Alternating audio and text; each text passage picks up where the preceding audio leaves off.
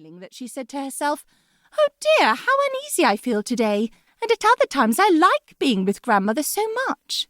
She called out, "Good morning," but received no answer. So she went to the bed and drew back the curtains. There lay her grandmother with her cap pulled far over her face and looking very strange. "Oh, grandmother," she said, "what big ears you have!" "The better to hear you with, my child," was the reply. "But, grandmother, what big eyes you have," she said. "The better to see you with, my dear."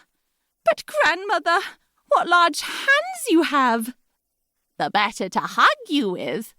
"Oh, but, grandmother, what a terrible big mouth you have." "The better to eat you with." And scarcely had the wolf said this, than with one bound he was out of bed and swallowed up Redcap. When the wolf had appeased his appetite, he lay down again in the bed, fell asleep and began to snore very loudly.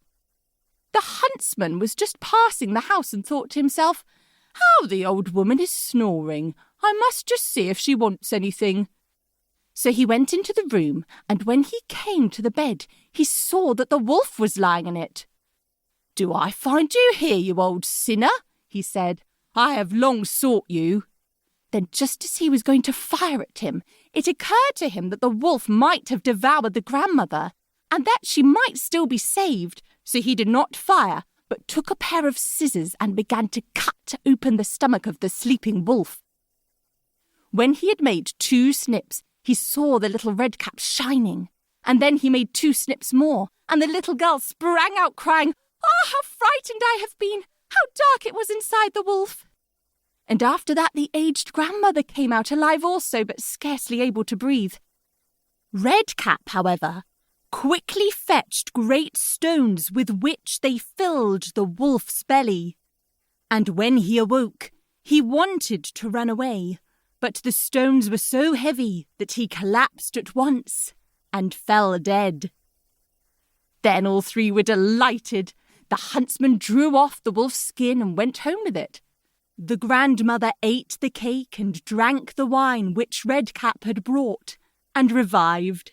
But Redcap thought to herself, "As long as I live, I will never by myself leave the path to run into the wood when my mother has forbidden me to do so." It also related that once when Redcap was again taking cakes to the old grandmother, another wolf spoke to her and tried to entice her from the path.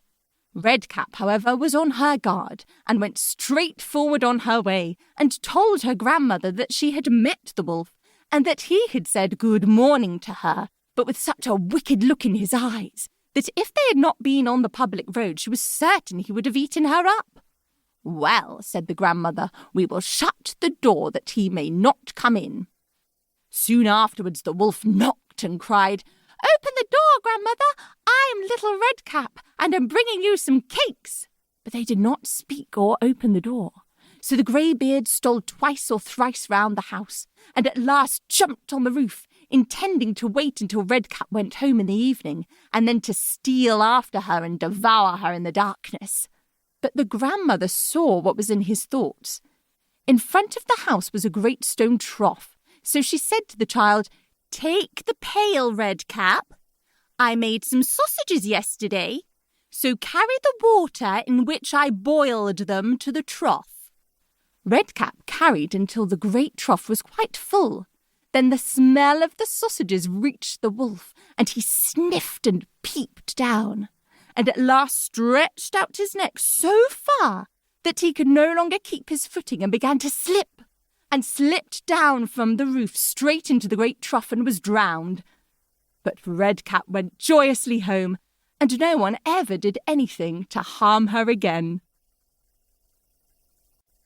Cat and Mouse in Partnership.